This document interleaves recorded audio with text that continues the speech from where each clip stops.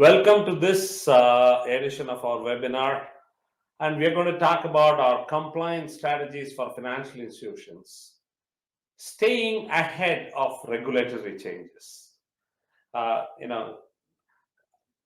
When we say staying ahead of regulatory changes, we are essentially making one important distinction here. Most regulatory changes are not boiling the ocean. They are at best giving you the minimum requirements, and therefore, if you set yourselves for that, you are better ahead in this game. And how to go about it is what we'll talk about in the next couple of minutes. Good afternoon. My name is Suresh Iyer. I'm the founder and CEO for Cyrax. I have with me Venkat, who is the practice head for our financial services segment, banking solutions and financial services. Hi all. So the next 25 minutes, we hope to talk about what we think it could be a good approach. In addition to that, I may request you to keep flowing your questions through the session, and if it is, if it's not disturbing our flow, we will try to answer that during the presentation. But if it's not, we will have the last 10 minutes and more if required for the questions. Keep your questions coming in. I hear Mr. Champak saying that it's not audible. I just want one more confirmation that others are able to hear. Thanks, Shahid. Yeah, okay. Okay, thanks. This is great. So let's push in an important concept here. What's happening in digital economy in India now? How is it relevant to the regulatory changes? I think that's where the regulators are getting more and more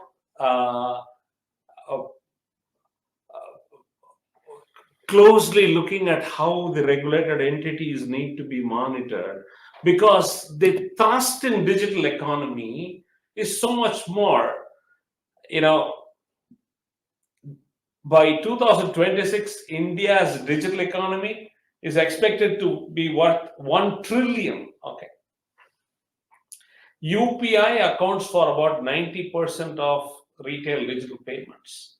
And if I heard what our External Affairs Minister Jaishankarji, when he was talking about in I think this I saw last night or today morning, he said what US achieves in one full month, we achieve it in a day today, in terms of, so the amount of the leap that we have taken in this direction is humongous and huge. And the India's data traffic is the highest in the world, and it is growing at a CAGR that's unimaginable. And there are so many other indicators of what this digital economy is changing the way India is taking the leap forward. And whether it is the number of Aadhaar, number of internet users, mobile subscribers, we are seeing an explosion in this.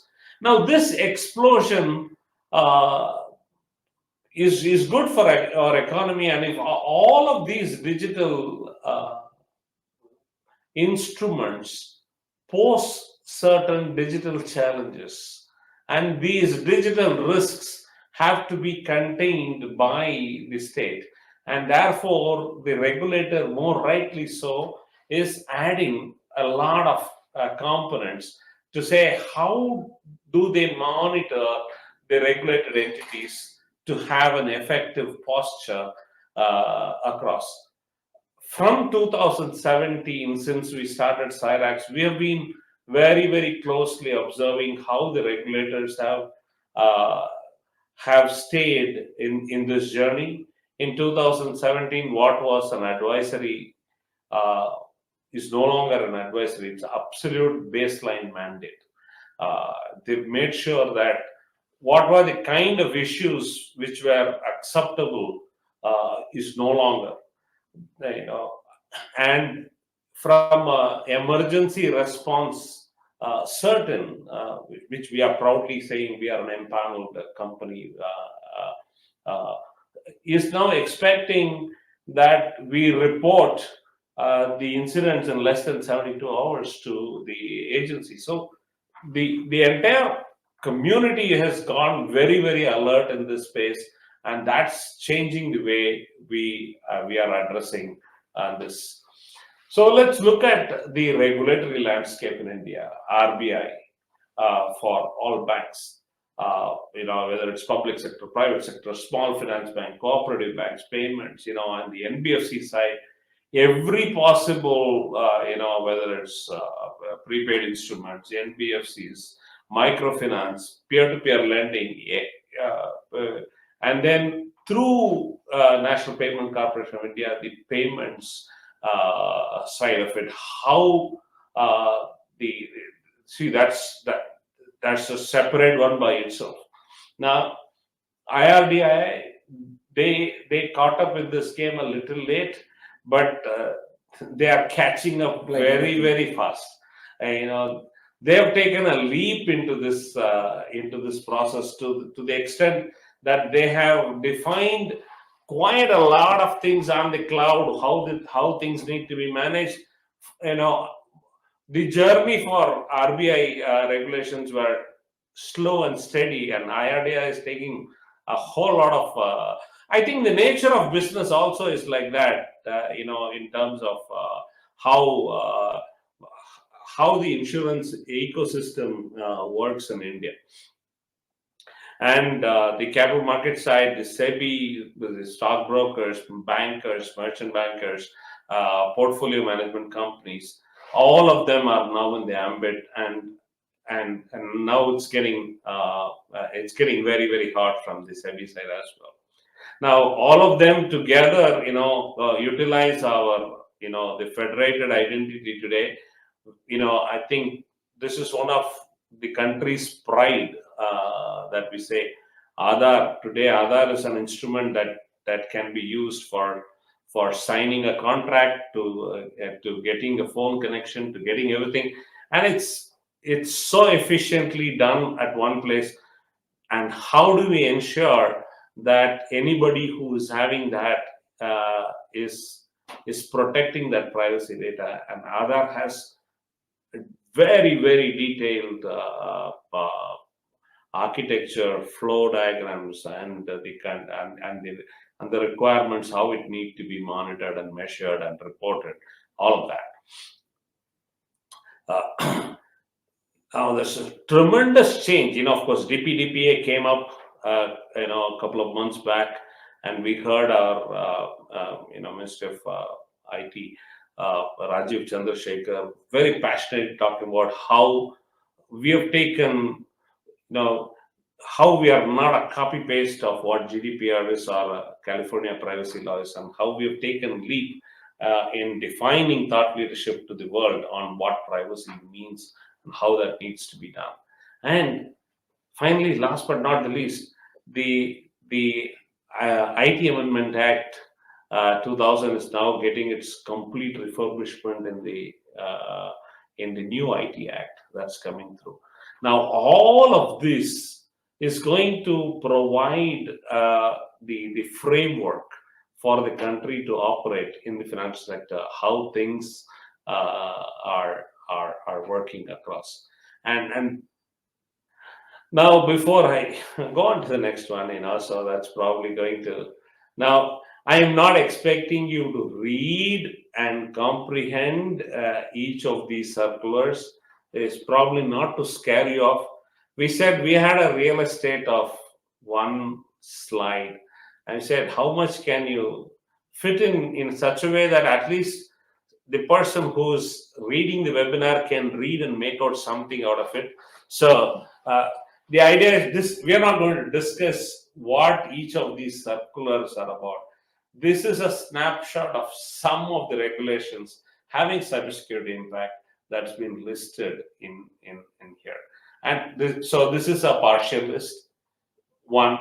So now you see the amount of information that's coming through. Mind-boggling, isn't it? But there's a lot of method to this madness. If you're familiar with the old mathematical Venn diagram, A union B. So if you look at the component of the A union B union C to whatever n, that the number that is there, you will see that there's a close of about 80 to 85% correlation. You don't need to necessarily build each of them separately. The incremental efforts in each one of them are so small that you don't need to worry too much about it. And this is a consulting company that's been there 6 years doing this as bread and butter, telling comfortably to all of you, don't get bogged by this number of regulations. Each of them have an objective of what it is being said, but essentially everything that you're going to look at as far as the compliance is concerned, compliance regulations are intent, but when you need to implement them, you have to implement them through controls. Finally, we have to look at only controls. Those controls are not too much.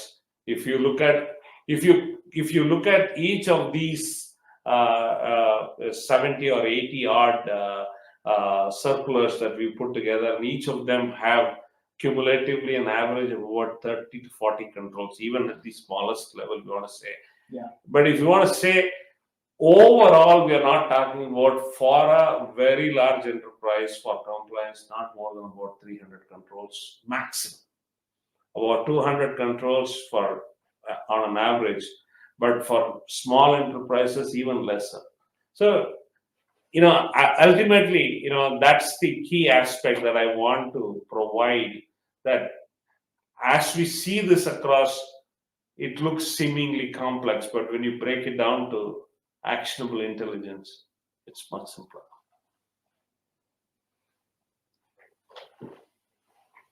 Yeah. Okay. So yeah, in continuation with the regulations, right? A lot of regulations that was released. Again, coming back on the thrust on the digital economy, right? Now, India as a country is moving, and is completely reliant on the growth of digital space, right from payments, right from even purchasing. And I'm very sure that even a 15 rupees or even a 20 rupee order is being made on Amazon to be delivered at home.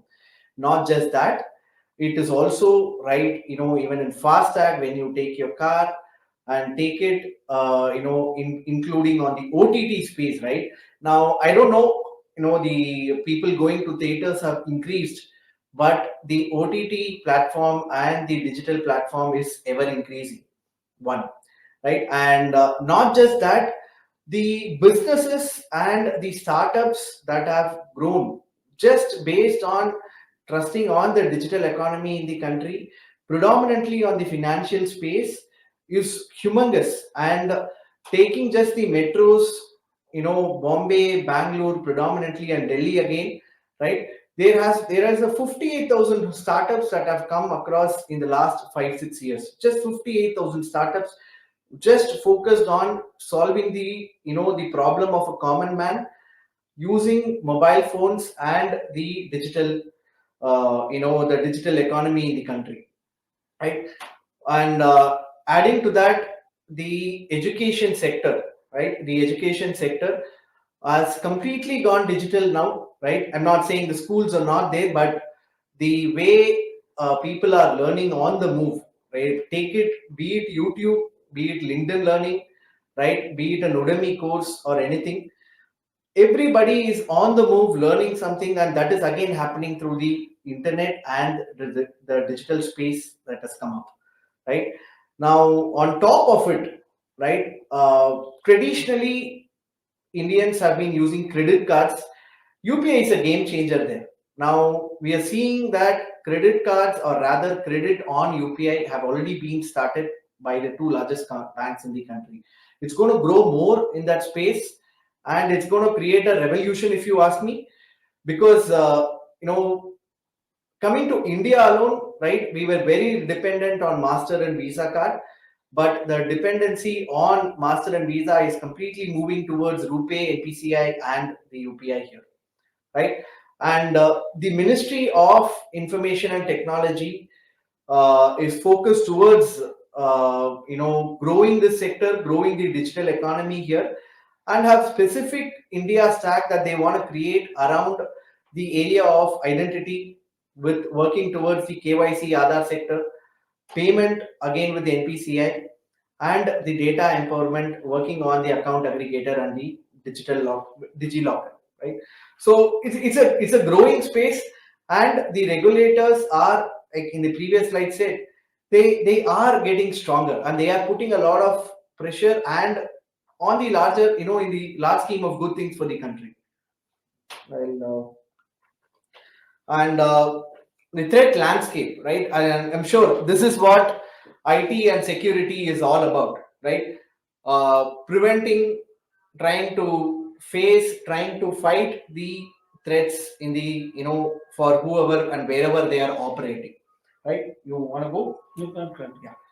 So everybody knows ransomware. I'm sure that's I would say the most common word, okay, that everybody is trying to evade on a daily basis, right? And ransomware attacks in the country are on the upward trajectory, and it is not slowing down. And state-sponsored attacks. People may ask, what's the difference between a ransomware and a state-sponsored? State-sponsored is coming from potentially support from another country, and specifically attacking institutions and including the government institutions in the country. And I'll give you some numbers here, right? The state-sponsored attack in India went up by 278% in the last 2 years. And not just that, it is the small and medium scale companies that are being attacked, and the growth here is 508%, which is a huge one, right? Crypto jacking, like people may not know what is on their device, and people are using their device to actually mine, okay? And the banking and the financial institutions alone constitute to 20% of where potentially the threats are trying to attack and trying to evade it on a daily basis. And one very important and very interesting thing is zero day. Again, everybody knows it's on the vulnerabilities potentially not patched, but the NBFC sector and the financial sector specifically have a problem which potentially are not seen, is on the fake apps, potentially disguised as a original or a authentic app of that organization. And this is quite increasingly being seen in the NBFC and the SME sector, right? And specifically on the loan, certain and RBI is taking actions towards it. But this is an area, and the regulations are not specifically saying that, but trying to make sure that you are aware of the threat and what can you do towards it. Okay. Yeah. Okay. So I said, complex problem have simple solutions, and we're trying to say, how do we simplify this process? I told you before when we started, everything boils down to controls. Everything boils down to controls. Break it down. So, you have a big block of ice cream. You slice them, and after you slice them, you bring them into this smaller, the blocks into larger slices to smaller slices, and then into a cup, and then finally a spoon. It's because your mouth can only handle a spoon. break it down to that final spoon of your mouthful. Similarly, conduct your assessments according to the frequency. Backups probably need frequency every day. Uh, uh, Patch management updates need frequencies every week. Uh, Firewall failovers need probably test frequencies every month. Uh, Firewall rule reviews probably needs check frequency every quarter. BCP drill needs probably a check every frequency once in 6 months. Policy updates needs probably frequency once a year. I just gave samples across. So across the 300 odd controls, if you are able to break it down and then say, now for all these controls, I'm going to have one way to find out how that can be recorded for every cadence and frequency for that particular control, whether it passes or fails. Now, then you have the great answer, bingo, qualified assurance is done. Now, that's the job that we want. That's going to make it very, very simple for you. So compliance is not a one-time activity. It is a continuous process. Compliance is an everyday job for you. And if you take it that way, so I have actually seen, I've spoken to financial institutions without naming anyone. If I have to talk to someone, they'd say, we are very busy. Our regulators are right now there, or they're going to come in the next 10 days. So I actually wanted to say one thing to, it's not specifically aimed at anyone, but the best defense for you to say is, I am audit ready every day. Because being audit ready every day should be the goal that organizations should set it for themselves. I think that's the key component that we wanted to say.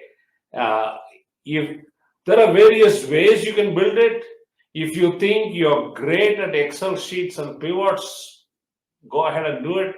But if there are ways you think that it can be done through automated solutions, go for that.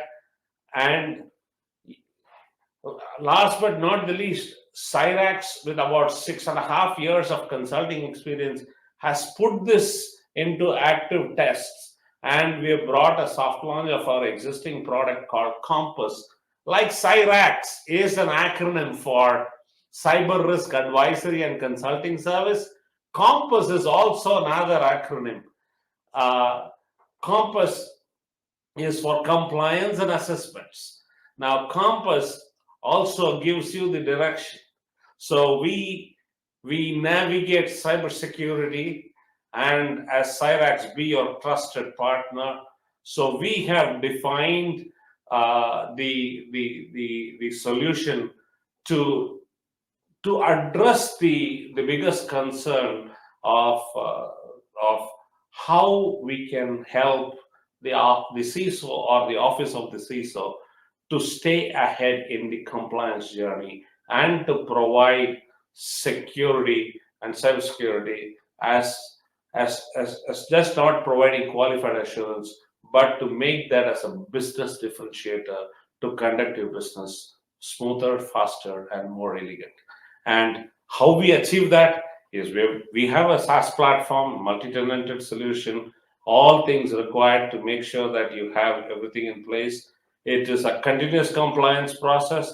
It is a unified compliance process, a unified compliance across multiple platforms. So you answer one, and you can go ahead and our solution will go ahead and automatically populate that for whether it's PCI or ISO or RBI or IRDAI or UIDAI. It doesn't matter.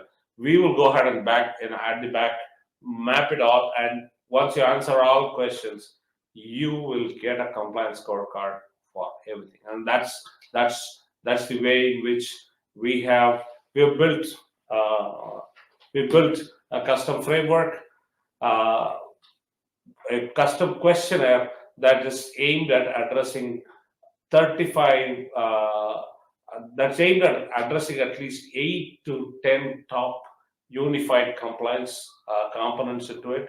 In besides that, we have 35 control libraries. So if you want to individually test yourself against each of those, you can.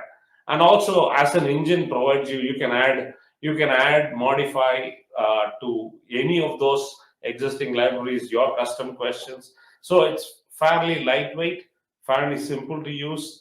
You can get go and start using this in 2 weeks time from the time you start this process. So that's our stated goal to our clients. If you want to have a sustained compliance, now more importantly, uh, how you have managed compliance so far. You have managed it through one pivotal office in many places. Companies that are at least taking very serious efforts to this have taken the approach of having an office of compliance which centrally manages this. We are saying from a single point to contact to the regulator, that still is the best way. But we are just flipping the coin the other side and saying distribute the responsibilities to everybody in the organization and make sure that you are able to collect the information for what their job is for every day and translate that to actionable compliance and bring a scorecard and get yourself compliant. So our endeavor is to help uh, our ecosystem move up this. If we have to gear up ourselves into the trillion-dollar economy, we need, as companies that are helping enterprises in this journey, help compliance get faster and manage and get that to be manageable more elegantly. With that, I want to say thank you so much for the time, and we will look for questions. If there are any questions, we'll be happy to take them and answer them for you. Thank you. Yeah, Suresh, I think I have a question, right? From the Digital Data Protection Act, right? Be it a financial institution who, I'm being regulated, what can I do to include that in my existing framework of security compliance? What should I do, and how is it going to, impact my current flow? No, I didn't quite get that. So are you reading Ranjita's questions, or is that something that are are you reading Shreyas's question? No, I got a question on the privacy. Okay, so what the with the DPDPA Act, what can the financial institutions, as a for me into compliance, I already have a security compliance which is already overwhelming. How will DPDPA affect, and how can I integrate it into my current framework? I think RBI has already addressed a host of things relating to KYC. UIDAI has already addressed a host of things relating to how Aadhaar is to be used for KYC. I think, in addition to that, DPDPA is an umbrella regulation. The implementation needs to come from various nodal agencies and the regulators.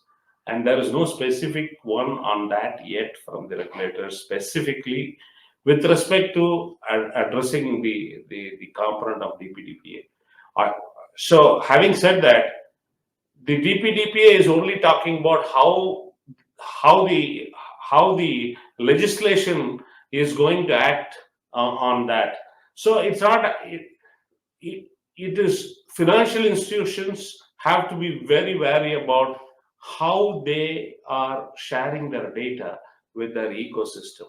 if I have to singly pinpoint where the biggest risk lies for them, it is in the way their data is being shared with their ecosystems. Number one. Number two, how that ecosystem is measured, monitored for ensuring that the their privacy data is not present anywhere outside of what that financial institution thinks their data is. Because once you know that it is there, you can apply controls with respect to access and encryption and so on and so forth. You can set things in place. But how do you ensure that that is the only place the data is? I've seen companies saying the core banking is very, very tight and strong, but they have an MIS, which is a staging.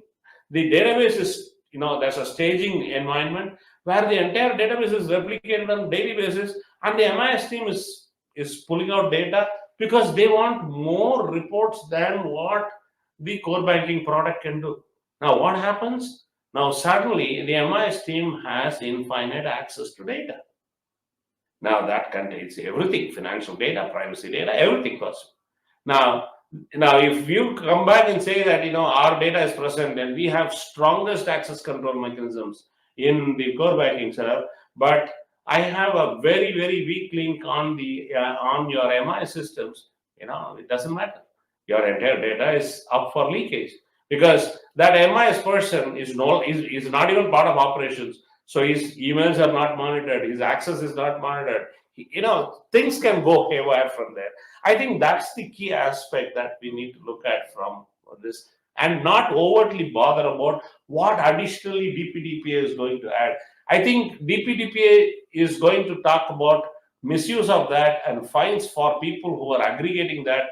I think the Facebooks of the world, the Googles of the world have more things to worry about on DPDPA than financial institutions in that context. Okay, nice. Okay, this is an interesting question. As we were talking about so much of regulations, right? The question is, what are the new rules that might come, right? I think somebody wants to play the role of you to play the role of a regulator here, but the question is more of what can they expect? See, refinement.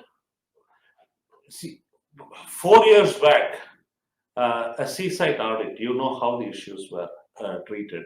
Now you know how the seaside audits issues are treated. Now, the seaside issues per se has not changed much, but the way the regulator is looking at non-compliance is going to be very different because they have the risk appetite to that has come down drastically. They want higher level of compliance. They want higher level of implementation. So, rather I would say the regulator is the same, but his teeth has got longer, his nails have got longer, his muscles have got stronger. The next question is, with new circulars coming, right? And read the question. Yeah, and name them. Yeah. So. I think Rangarajan has asked, how does one understand the different circulars and assess which strength of control is best for a company and business itself? Is there a general playbook or what's the tactic there? So Rangarajan, I think the key aspect here is breaking down each control into actionable intelligence. Now, there is a Gopal Krishna committee which talks about nice things to have. You should have organizations like this, and it doesn't talk about strength of controls. And then there are specific things in UIDAI which talks about how the key exchange process should be there, how you should use HSM for storing, So I think storing the keys and so on and so forth. It gets very, very complex. So I think what needs to be done is when you are adding a particular control framework in the way you need to look for compliance, build the questions to the highest strength of control for that. So if one circular talks about thou shall have a access control process defined, and then another one talks about making sure that the review mechanism is done at least once every month. You need to know now. You clearly have an answer where you are going to look at for building the. So you're going to build the baseline on where the highest metric is present, and that I would say is the general playbook. If I were to give you one short answer in this time, I know this is not a 1-minute manager solution, but nevertheless, if you were to ask, and if I have to give the shortest answer, that's the way to look at it. Okay. I think the next one is from Shreyas. What can financial institutions do to make sure that everyone in the company understands? As you mentioned, the responsibility lies with everyone as you go into a continuous compliance mode. What can the institutions, what can the organization do that everyone understands what they are supposed to do? In fact, I want to flip this one. Say everyone need not understand. All everyone needs to know is the backup manager needs to know that he needs to take backup daily, and he needs a placeholder to say that I have taken backup daily. And email manager is supposed to do that aspect. It doesn't matter, whether you're trying to teach the backup manager. There are 18 new circulars that have come and talked about backup is unnecessary. See, what's your best answer to what's your best defense to ransomware today? As of today, the best defense to ransomware continues to be backups. No matter what we talk about, there are so many elegant solutions that detect 0-day and so on and so forth.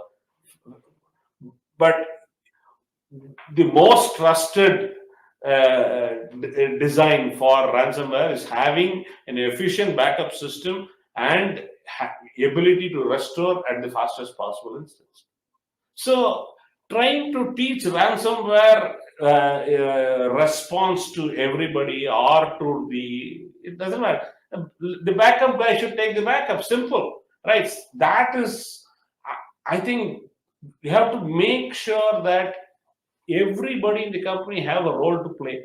Go and tell the security, if you have the ID card, send him in. Otherwise, don't send him. That's all he needs to know. He doesn't need to know the RBI circular says that you need to have it. It doesn't matter.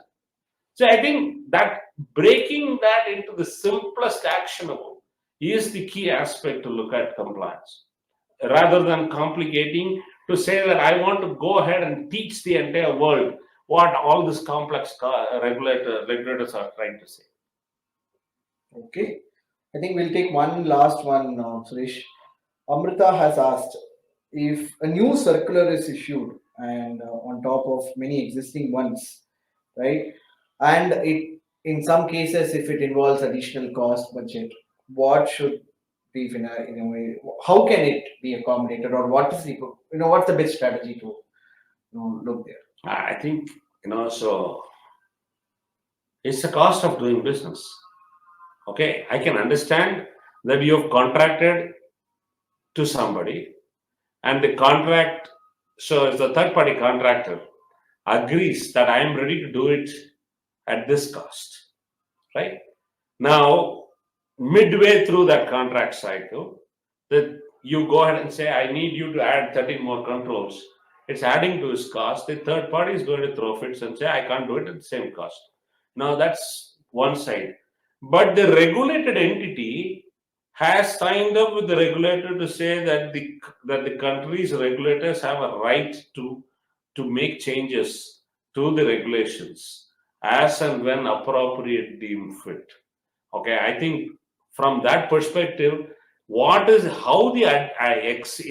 so I think in the last 10 years, I haven't seen a situation where the regulators have not given time frame for implementation. So they have clearly given timeline for implementation, and therefore this should not become a point of discussion, because I think regulators have they have a great feedback mechanism of taking from all regulated entities what this problem is.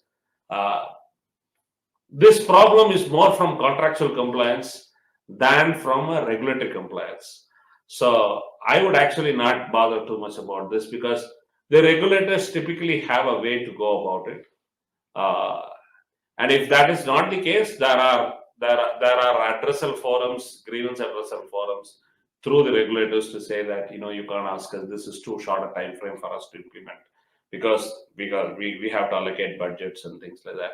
And we have seen a very positive response from the regulators on that. Right. Okay, I think one last question, I found it interesting. Srinivas is asking, how can internal audit play a proactive role in helping manage the evolving compliance requirements? How can internal audit? Internal audit is an assurance function, and they should actually help in making sure that their audit cycle is in line with what the regulators are expecting.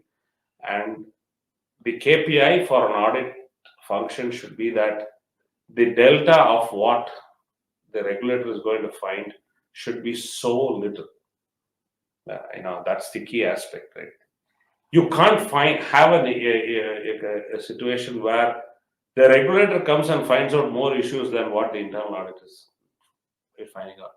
And so this is, if I were to, take the line of what the first line, second line, third line, and so there's no fourth line, but let's pretend for a moment, let's call the regulators as the fourth line. Okay. The internal audit is the third line. Third line knows more than the fourth line. The second line knows more than the second line. The first line knows more than so we need to incentivize the first line to have to self-identify the issues and report rather than getting penalized. And first line typically is business operations, IT, and these are functions that should be incentivized more to self-identify their issues, because that's your best way to faster compliance. Okay, I think, Raku is asking, what internal and external hurdles would financial institutions face in the next 2 years towards becoming compliant to DPDPA?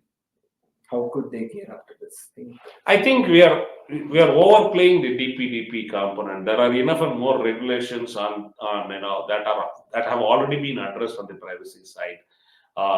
That additionally, financial institutions should not be worried too much about it. We already answered. Okay, I think and we can. Yeah. So thank you very much for this. Keep your questions, and to have kept the questions coming to us. This is very helpful, and we enjoyed interacting with you. And until another edition of our webinar, thank you so much. We enjoyed this, and all the best, and have a great year from Cyrax. Thank you. Thank you all.